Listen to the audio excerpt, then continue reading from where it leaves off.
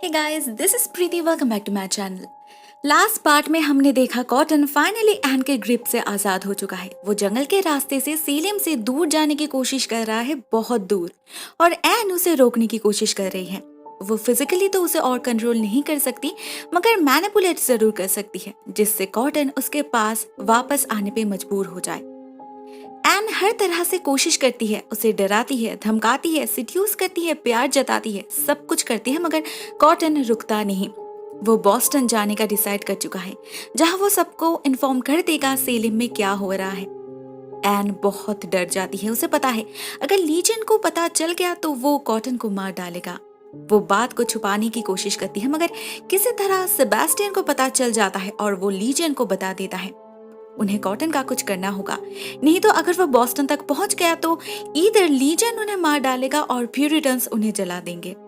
Sentinel इस matter को उतना सीरियसली नहीं लेता, मगर लीजन लेता है। वो सेबेस्टियन को ऑर्डर देता है सभी डार्क क्रिएचर्स को इन्फॉर्म करने के लिए। उसे जल्द से जल्द कॉटन इस घर में चाहिए, नहीं तो एन के लिए अच्छा नहीं होगा।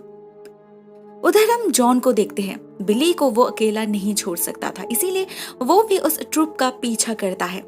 पूरी रात ट्रैवल करने के बाद वो लोग एक जगह रुकते हैं। जॉन भी रुकता है, छुपकर वेट करता है सही वक्त का। जैसे ही वो ज़ोंबीज वहां से निकल जाते हैं, जॉन बिली को ढूंढने जाता है, मगर बिली तो गाड़ी में नहीं है। उसे इन फ्रेंच लोगों ने देख लिया था। उसे रस्सी से बांधकर उस पर टॉर्चर कर रहे थे ये लोग, ये जानने के लिए कि उसे किसने भेजा है। फॉर्चुनेटली उसी वक्त जॉन जाकर उसे बचा लेता है। बाहर फ्रेंच गर्ड्स को तो उसने पहले ही मार दिया था, अभी सिर्फ यही आदमी बचा है। तो वो उसे चाकू से डराकर पूछता है वो किसके लिए काम करता है, सेबेस्टियन के लिए या फिर किसी और के लिए।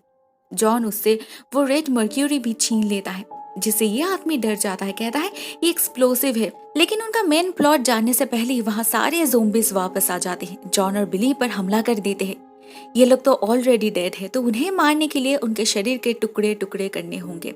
जॉन और बिली मिलकर बहुत सारे ज़ोंबीज का खात्मा करते हैं, मगर फाइनली बिली घायल हो जाती है। उसके पास बिल्कुल भी वक्त नहीं था, फिर भी जॉन उसे बचाने की कोशिश करता है। उसके घाव को ट्रीट करना होगा, इसीलिए वो उसका शर्ट उतारने लगता है, और तब उसे पता चलता है बिली एक लड़की है। हमें पता चलता है बिली ने अपने आंखों के सामने अपने परिवार का खून होते हुए देखा है, माँ और बहन का रेप होते हुए देखा है। उसकी माँ हमेशा कहा करती थी उसके अंकल्स आएंगे उसे बचाने के लिए, मगर कोई नहीं आया, कोई आदमी नहीं आया। इसलिए बिली खुद ही लड़का बनकर मिलिशिया ज्वाइन कर ली। उसने जॉन अल्डन के बारे में बहुत सुना था, इसीलिए उसके ग्रुप में शामिल हो गई और इन फ्रेंच लोगों तक पहुंचने में जॉन की मदद की। उसका बदला कुछ हद तक पूरा हो गया, अभी वो शांति से मर सकती है। वहीं पर बिली की मौत हो जाती है, लेकिन जॉन उसके ब्रेवरी से काफी इंस्पायर्ड हो चुका था। उसने ठान लिया कुछ भी करके वो सेलिम को बचाएगा। उधर हम मेरी को देखते हैं। अभी भी वो कल रात के दहशत से बाहर नहीं आ पाई, अभी भी हेलुसिनेट कर रही है वो, और उसके पास्ट लाइफ के मेमोरीज उसे कंटिन्यूअसली दर्द दे रहे। इस घर में एक स्पेशल दरवाजा है, द हेल रूम, जिसके उस पार नरक है। मेरी को उस दरवाजे से किसी लड़की की आवाज सुनाई देती है। ये उन लड़कियों में से एक थी जिसे मेरी ने विचक्राफ्ट का इल्जाम लगाकर फांसी दी थी। अभी मेरी उसके दर्द को फील कर पा रही थी। वो रिपेंट कर रही थी, मगर और क्या कर सकती है वो। सेंटिनल आता है उससे मिलने। अचानक उसका बर्ताव बहुत हम्बल हो चुका था। वो मेरी को लेकर बालकनी में जाता है और उसे जंप करने के लिए कहता है। वो उसे सुसाइड करने का मौका दे रहा था, जिससे मेरी अपने मेंटल एगनी से आजाद हो पाए, अपने बेटे के हाथ से बच पाए। ऐसा मौका लीजन भी उसे नहीं देगा, लेकिन ये उसका कोई स्वीट जेस्चर नहीं था। असल में वो समझ चुका था मेरी लीजन को डिस्ट्रैक्ट कर रही है। लीजन उसके कारण सेंटिनल के अगेंस्ट जा रहा है। इससे उनकी यूनिटी ब्रेक हो सकती है और उनका ग्रैंड प्लान फेल हो सकता है। मेरी भी उसके इस प्लान को भली भांति जानती थी, इसीलिए वो सेंटिनल को कहती है उसे पुश करने के लिए, जो वो कर नहीं पाता। लीजियन ने उसे मना जो किया है मेरी को हार्म करने से। मेरी उसे याद दिलाती है वो लीजियन का सर्वेंट है, उसके हाथ का पुतला है वो, लेकिन मेरी नहीं, उसे अभी मरना नहीं है। इस हादसे से एक बात मेरी के लिए बहुत क्लियर हो चुकी थी कि मे बी वो अभी एक बहुत ही मामूली सी लड़की है, लेकिन हेल्पलेस नहीं। लीजियन के ऊपर उसका एक होल्ड है। सेंटिनल उसे थ्रेट समझ रहा है, इसका कुछ तो मतलब होगा। वो अभी भी अपने मिशन को कंप्लीट कर सकती है, लेकिन एल्डर विचेस उसे लेकर टेंशन में थे। मेरी ही उनकी लास्ट होप है, इसीलिए वो उसे छुपाकर अपने पास रखने की कोशिश करती है उसके भलाई के लिए। लेकिन मेरी को ऐसे प्रोटेक्शन नहीं चाहिए, ना वो यहाँ छुप के अपना काम पूरा कर सकती है। उसे उस घर में रह के लीजियन को मारना होगा। तो वो वापस आ जाती है अपने बेडरूम में, जहाँ उससे मिलने आती है टिट्यूबा। उसने खुद को हील कर लिया है। पिछले कुछ दिनों से वो एक बिल्ली के जरिए, काले बिल्ली के जरिए इस घर में नजर रख रही थी। सब कुछ देखा है उसने और इसीलिए वो मेरी को वार्न करने आई है। उसे शक है उनके हाइव में कोई स्पाई है, इसीलिए वो मेरी को एल्डर विचेस से दूर रहने के लिए कहती है। वैसे ये शक तो मेरी को भी है। उसे जिंदा देख लीजियन बिल्कुल भी सरप्राइज्ड क्यों नहीं हुआ, एज इफ उसे पता था मेरी आने वाली है। लेकिन इसका मतलब ये तो नहीं कि वो टिट्यूबा पर भी भरोसा करे। दूसरी तरफ हम मर्सी को देखते हैं हथौन के साथ। सरप्राइजिंगली उन दोनों के बीच एक लव रिलेशन स्टार्ट हुआ है। हथौन अब उसका पपेट नहीं बल्कि विलिंगली उसके साथ रह रहा है। मर्सी भी उससे प्यार करती है। एक दिन हथौन उससे सेलेम की प्रेजेंट हालत डिस्कस करता है। इधर रिफ्यूजीज की प्रॉब्लम, उधर फ्रेंच और नेटिव हमले का डर। उससे सब कुछ मैनेज नहीं हो रहा। उसे डर है कोई और सिलेक्ट मैन, स्पेशल पोर्टमैन उससे उसका पोस्ट ना छीन ले। मर्सी उसकी मदद करती है। नेक्स्ट डे जब भरे बाजार में हथौन का ओपोनेंट सिलेक्ट मैन मिस्टर पोर्टनाम उसके कैपेबिलिटी पर सवाल उठाता है, तो मर्सी अपने कुछ गुंडे को भेज देती है हथौन के सपोर्ट में, लोगों के बीच हथौन के बारे में अच्छी बातें स्प्रेड करने के लिए, और खुद निकल पड़ती है अपने शिकार के तलाश में। उसके टारगेट है इन रिफ्यूजीज के बीच छुपी खूबसूरत लड़कियां। मर्सी उन्हें अपने ब्रॉथल में ले जाना चाहती है, जिससे उसका ब्लड सप्लाई बरकरार रहे। आइजैक ये सब कुछ छुप कर देखता है। वो समझ नहीं पा रहा था उसे क्या करना चाहिए। लास्ट टाइम तो उसने मर्सी के हाथ से एक बच्ची को बचा लिया, मगर इन लड़कियों को वो कैसे बचाए? इसका जवाब वो बच्ची ही देती है। उसका नाम है डॉर्कस। उसका कोई नहीं, तो उस दिन के बाद से वो आइजैक के साथ ही रहने लगी थी। वो आइजैक को इंस्पायर करती है इन लड़कियों को बचाने के लिए। आइजैक भी यही चाहता था। तो उसी दिन जब मर्सी बाहर थी, वो जाता है उस ब्रॉथल में। वहां लड़कियों को कहता है भागने के लिए, लेकिन उनसे बात करके आइजैक समझ जाता है ये लड़कियां यहाँ पर अपने मर्जी से रह रहे हैं। थोड़े से खून के बदले मर्सी उन्हें जो फूड और सिक्योरिटी प्रोवाइड करती है, उसी से वो लोग खुश है। कैद यहाँ पर ये लड़कियां नहीं बल्कि वो लोग हैं जिनके मैनहुड मर्सी अपने पास रखती है। आइजैक तभी चोरी छुपे मर्सी के कमरे में जाता है और मौका मिलते ही सारे बर्ड्स को आजाद कर देता है। वो श्योर नहीं था इससे कोई फर्क पड़ेगा या नहीं, मगर हम देखते हैं जैसे ये बर्ड्स आजाद होते हैं उन लोगों का भी होश लौट आता है और वो सभी मिलकर मर्सी को चाकू से स्टैब करने लगते हैं। मर्सी किसी तरह ब्रॉथल लौट आती है, मगर वो भयानक घायल हो चुकी थी। हथौन आता है उसे देखने। वो उसी वक्त डॉक्टर को बुलाता है, मगर मर्सी कहती है उसे किसी डॉक्टर की जरूरत नहीं, खून की जरूरत है। मगर वो और इन लड़कियों से खून मांग नहीं सकती। वो नहीं चाहती इसके लिए किसी की मौत हो जाए। इवन वो हथौन को उसका परमानेंट क्योर भी दे देती है, जो हथौन नहीं लेता। वो सिर्फ इस दवाई के लिए नहीं आता यहाँ पर, वो मर्सी से प्यार करता है। लेकिन अभी खून वो कहाँ से लाए? तभी ब्रॉथल के सारे लड़कियां आ जाती है वहां पर। सभी अपने मर्जी से अपना हाथ काट कर खून देने लगते हैं। लगता है फाइनली मर्सी को सच्चा प्यार मिल चुका है और सच्चे दोस्त भी, जो उसके लिए कुछ भी कर सकते हैं। लेकिन शायद इस शहर में कोई और भी था जो चाहता था हथौन मैजिस्ट्रेट रहे। वो बार्बर जो उसके ओपोनेंट सिलेक्टमैन का खून कर देता है। सेबास्टियन के कहने पर अब सेलेम में रिफ्यूजीज की कमी कभी नहीं होगी, कियोस बढ़ेगी और ज्यादा लोगों की मौत होगी। तैयार होगा हेल ऑन अर्थ। दूसरी तरफ सिपली मैंशन में हवा गर्म हो रहा था। पूरा एक दिन बीत चुका है, मगर कॉटन का कुछ भी अता पता नहीं। एन भी कुछ कर नहीं पा रही थी, इसलिए फाइनली लीजन अपने स्लेव्स को भेजता है कॉटन को ढूंढने के लिए और एन को टॉर्चर करने लगता है कॉटन पर से अपना ग्रिप लूज करने के जुर्म में। नेक्स्ट सीन में हम देखते हैं कॉटन को। वो भी पूरी कोशिश कर रहा है जल्द से जल्द बॉस्टन पहुंचने के लिए। फॉर्चुनेटली रास्ते पर उसकी मुलाकात हो जाती है एक ओल्ड कपल से, मिस्टर एंड मिसेस लक्टन। ये लोग उसके पिता के दोस्त थे। बॉस्टन की तरफ ही जा रहे थे, तो कॉटन जब उनसे लिफ्ट मांगता है वो मना नहीं करते।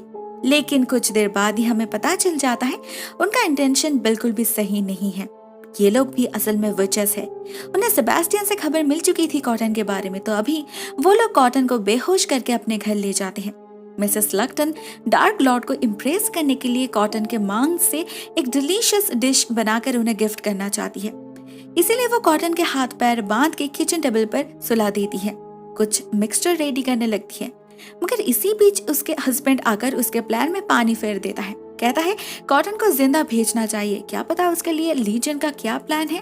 इस बात पे वो दोनों झगड़ने लगते हैं, जिसका फायदा लेकर कॉटन एक चाकू घुसा देता है मिस्टर स्लगटन के सीने में, उनके फेमिलियर डॉग को आग में धकेल देता है और फिर भाग जाता है। लेकिन उसे तो पता ही नहीं था बाहर उसके लिए लीजियन के भेजे गए यमदूत वेट कर रहे हैं, जो कॉटन पर हमला कर देते हैं, बिल्कुल टिट्यूबा की तरह उसे भी नोचने लगते हैं। यहाँ पर हम उस काली बिल्ली को भी देखते हैं, मतलब टिट्यूबा सब कुछ देख रही थी। वो अपने शक्तियों से इन बर्ड्स को मार डालती है और कॉटन को ले जाती है पेट्रस के शैक में। अब यही उसका घर है। कॉटन समझ नहीं पा रहा था टिट्यूबा ने उसे क्यों बचाई। टिट्यूबा इसका कोई डायरेक्ट आंसर भी नहीं देती, सिर्फ इतना इन्फॉर्म करती है कि कॉटन पिता बनने वाला है। अपने बच्चे को छोड़कर वो कैसे भाग सकता है। कॉटन बहुत इमोशनल हो जाता है इस खबर से। उसने इस बच्चे को लेकर कितना सपना देखा था, उसका नाम तक तैयार कर चुका था, होप। टिट्यूबा उससे कहती है बॉस्टन जाके उसे कुछ हासिल नहीं होगा, दुनिया का कोई एडमिनिस्ट्रेशन लीजन को हार्म नहीं कर पाएगा। इस सिचुएशन में अगर कोई कुछ बदल सकता है तो वो है कॉटन खुद, अपने बच्चे के प्रति उसका प्यार। कॉटन वापस जाता है और लीजन के हाथ से एन को बचा लेता है। एन को खुद नहीं पता कि वो प्रेग्नेंट है, तो वो हैरान हो जाती है कॉटन को कैसे पता चला।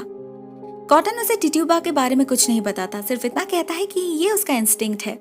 लीजन उसे अपना मोजेस बनाना चाहता है। वो उसे किताब लिखने के लिए कहता है जिसमें डेविल के महान करतूतों के बारे में लिखा जाएगा। इसके लिए कॉटन को सिप्ले मैंशन में रहना होगा। कॉटन के पास ना कहने का ऑप्शन नहीं था, तो वो उसी रात बोरिया बिस्तर बांधकर पहुंच जाता है उस घर में और सेंटिनल के इंस्ट्रक्शन से अपनी राइटिंग स्टार्ट करता है। लेकिन इस घर में उसे बहुत अजीब अजीब से एक्सपीरियंसेस होने लगते हैं। उसे हमेशा ऐसा लगने लगता है अंधेरे कोने से कोई इस पर नजर रख रहा है, कोई डार्क प्रेजेंस। एक दिन वो उसका पीछा करके उस हेल रूम तक भी पहुंच जाता है। अंदर से किसी की आवाज आ रही थी, जैसे कोई दर्द में हो। वो जब की होल से अंदर झांकता है तो उसकी रूह कांप जाती है। अंदर वो खुद था, उसका लहूलुहान शरीर उल्टा क्रॉस से लटक रहा था, दर्द में तड़प रहा था वो। कॉटन बहुत ज्यादा डर जाता है। तभी उसे मिलती है मेरी। मेरी उससे मदद मांगने आई थी, कहने आई थी इस शैतान को हराने में उसे कॉटन का साथ चाहिए। मगर कॉटन किसी पर भरोसा करने के हालत में नहीं था, मेरी पर तो बिल्कुल भी नहीं। उसके झांसे में फंसकर ही उसने अपने पिता का खून किया था। वो अभी तक वो जुर्म भूल नहीं सका। मेरी को भी अपनी गलती याद है, इनफैक्ट सब कुछ याद है उसे, इसीलिए तो वो इतने डिफिकल्ट सिचुएशन में भी हार नहीं मान रही। वो उस रात भी एक प्लान बनाती है। वो जाती है लीजन के पास, कहती है उसके लाइफ में कोई पर्पस नहीं, कोई वजह नहीं। उसने एक आवाज सुनी कल रात जो उसे सुसाइड करने के लिए कह रही थी। सेंटिनल बहुत डर जाता है, लेकिन मेरी उसके नाम नहीं बताती। लीजन को शायद कुछ भनक लगी होगी। वो सेंटिनल को कमरे से जाने के लिए कहता है और प्राइवेटली मेरी से शेयर करता है अपने दिल की बात। कहता है वो बहुत जल्द सारे यूनिवर्स का मालिक बन जाएगा, तब मेरी एज हिज ब्राइड उसके साथ इन यूनिवर्स को रूल करने वाली है, गॉडेस बन जाएगी वो। उनके लिए बहुत कुछ वेट कर रहा है जो मेरी ने सपने में भी नहीं सोचा। नेक्स्ट डे सेंटिनल आता है मेरी से बात करने। वो थैंकफुल है और कुछ हद तक हैरान भी, मगर मेरी उससे दोस्ती करने की कोशिश करती है जिससे वो लीजियन की दुश्मन बन पाए। वो सेंटिनल से कहती है कल लीजियन ने उसे प्राइवेटली क्या बताया है वो उसे भी बता सकती है, मगर बदले में उसे जानना है एसेक्स हाइव में उनका कोई स्पाई है या नहीं। सेंटिनल कहता है हाँ है, मगर कौन है उसे नहीं पता। मेरी को जवाब मिल चुका था, तो अभी वो अपना खेल शुरू करती है। कहती है लीजन के फ्यूचर प्लान में उन लोगों का कोई प्लेस नहीं, वो तो सिर्फ अपने और अपने ब्राइड के बारे में सोच रहा है।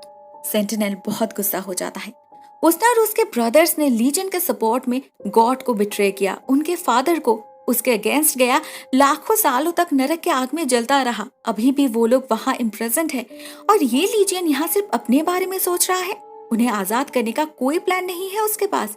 वो लीजन को लिटरली थ्रेट देता है कि अगर ऐसा ही चलता रहा तो अच्छा नहीं होगा। उन दोनों के बीच एक मिसअंडरस्टैंडिंग क्रिएट हो जाती है, कन्फ्लिक्ट क्रिएट हो जाती है, एग्जैक्टली जैसे मेरी जाती थी। उसी दिन टिट्यूबा जाती है एल्डर विचेस के पास, अपने सीयर पावर से उस स्पाई को ढूंढ निकालती है और बाकी विचेस के साथ मिलकर उसे मार डालती है। लेकिन क्या वो रियल स्पाई था? शायद नहीं, क्योंकि अगले सीन में ही हम टिट्यूबा के पास देखते हैं लीजियन को, मतलब टिट्यूबा है दी रियल स्पाई। इतने दिनों से टिट्यूबा जो मेरी और बाकी एसेक्स विचेस के साथ मिलकर लीजियन को मारने का प्लान बना रही थी, वो सब झूठ था। ये लड़की अभी भी एक ट्रेटर ही है, लेकिन वो एक्चुअल में सर्व किसे कर रही? इसका सही जवाब तो हमें नहीं पता, बट फॉर नाउ वो लीजन के कहने पर ही काम कर रही है। उसके ही कहने पर उसने मेरी को जिंदा किया, उस तक डिलीवर किया, कॉटन को उसके पास भेजा, जॉन पर नजर रखा। इतना कुछ सिर्फ इसलिए क्योंकि टिट्यूबा को वेंजेंस चाहिए। और लीजन उसे एक रिवॉर्ड भी प्रॉमिस करता है, लेकिन एक लास्ट टास्क के बाद। टिट्यूबा को सेंटिनल को मारना होगा। मतलब जैसे भी हो मेरे का प्लान काम कर गया। उस रात एक और बहुत इंटरेस्टिंग हादसा होता है। एन अपने हर्ब्स के नॉलेज से इन रिफ्यूजीज को फ्री ट्रीटमेंट देती थी। आज भी उसी कारण वो नौकरस हो जाती है, जहां उसे एक प्रेग्नेंट लेडी की खबर मिलती है। बेचारी की हालत बहुत खराब है। इस हालत में भी वो बॉस्टन से यहाँ तक चल कर आई है इस बच्चे के पिता को ढूंढने। एन जाती है उससे मिलने और हम देखते हैं ये लड़की और कोई नहीं ग्लोरियाना है। उसके मुंह से कॉटन का नाम सुनते ही एन समझ जाती है। वो बिल्कुल भी देर नहीं करती, उसी रात ग्लोरियाना को अपने घर ले आती है। बहुत कोजी अरेंजमेंट करती है उसके लिए। ग्लोरियाना टेंशन फ्री होकर वहां सो जाती है। वो समझ नहीं पाती कौन सी डेडली ट्रैप में फंस चुकी है वो।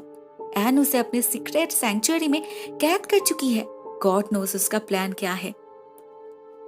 उधर हम सिबली मैंशन में सेबेस्टियन को देखते हैं। वो एक तरफ लीजन को तो सर्व कर रहा था, मगर दूसरी तरफ उसका ध्यान मेरी पर भी था। वो उसे पाना चाहता था, लेकिन कैसे? इस मामले में वो अपने माँ की मदद लेता है। मरबर्ग को तो लीजन ने मार डाला था, तो उसकी स्पिरिट उसके एंसेस्ट्रल बॉडी में रिस्टोर्ड हो चुकी थी। वो बाहर निकलना चाहती थी अपने कॉफिन से, मगर इतनी जल्दी नहीं। सेबेस्टियन सही वक्त का वेट कर रहा था। हम देखते हैं उसने मरबर्ग के कॉफिन को घर के बेसमेंट में रखा है। कभी कभी जाकर मिल लेता है उससे। आज भी आया है ये जानने के लिए कि वो मेरी का दिल कैसे जीत सकता है। मरबर्ग बताती है उसे मेरी का खून चाहिए, जिससे वो मेरी का मन पढ़ पाए।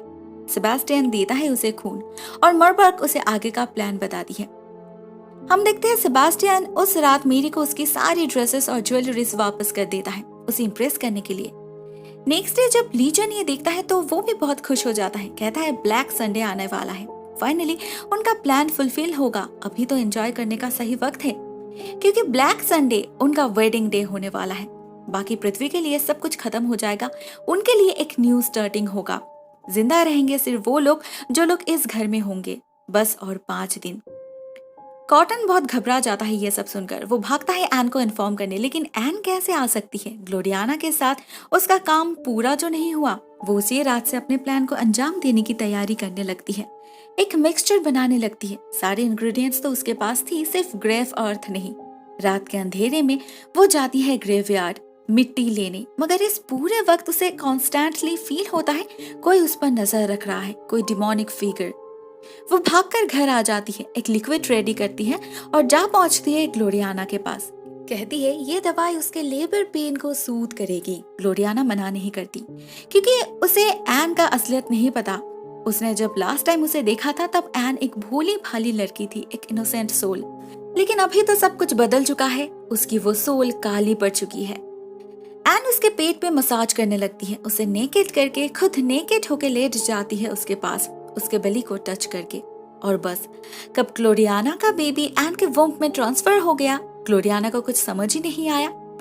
लेकिन यहाँ पर एक सवाल उठता है, अगर एन खुद प्रेग्नेंट है तो वो उसके बेबी को कैसे ले सकती है? तो क्या वो प्रेग्नेंट नहीं थी? टिट्यूबा क्या ग्लोरियाना के बच्चे के बारे में बात कर रही थी? दूसरी तरफ हम मर्सी को भी देखते हैं। वो बिल्कुल ठीक हो चुकी है। हथॉर्न उसे शादी के लिए प्रपोज करता है। मर्सी राजी हो जाती है, लेकिन उससे पहले हथॉर्न को उसका एक काम करना होगा। आइजैक को रास्ते से हटाना होगा। हथॉर्न उसी रात जाता है उसे धमकाने, मगर आइजैक डरता नहीं, डट कर सामना करता है उसका। हम देखते हैं वो अकेला नहीं है, नौकर सोल के सारे लोग उसके सपोर्ट में है। वो लोग हथॉर्न को डरा कर भगा देते हैं। असल में ये लोग गरीब है, मगर बुद्धू नहीं। उन्हें बहुत अच्छे से समझ आ चुका है हथॉर्न जैसे लोगों को सिर्फ अपने जेब भरने से मतलब है।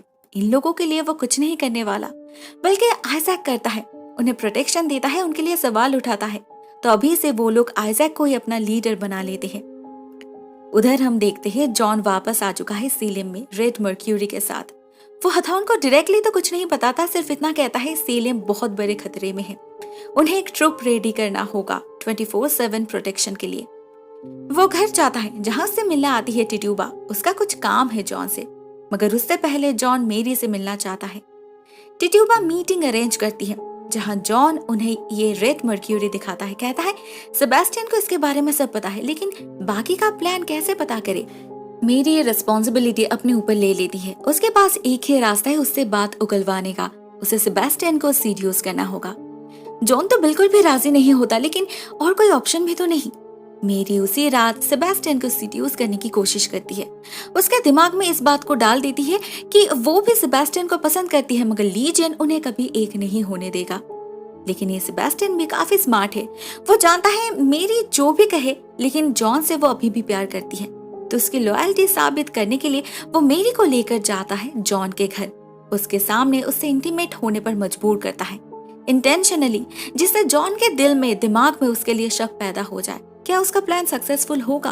क्या जेलसी में जॉन कुछ उल्टा सीधा कर देगा? वो जानने के लिए आपको देखना होगा next part. Please stay tuned. आज के लिए बस इतना ही दोस्तों। Thank you so much for watching this part. बहुत जल्द मिलते हैं इसके अगले पार्ट के साथ। तब तक के लिए टेक केयर। टाटा।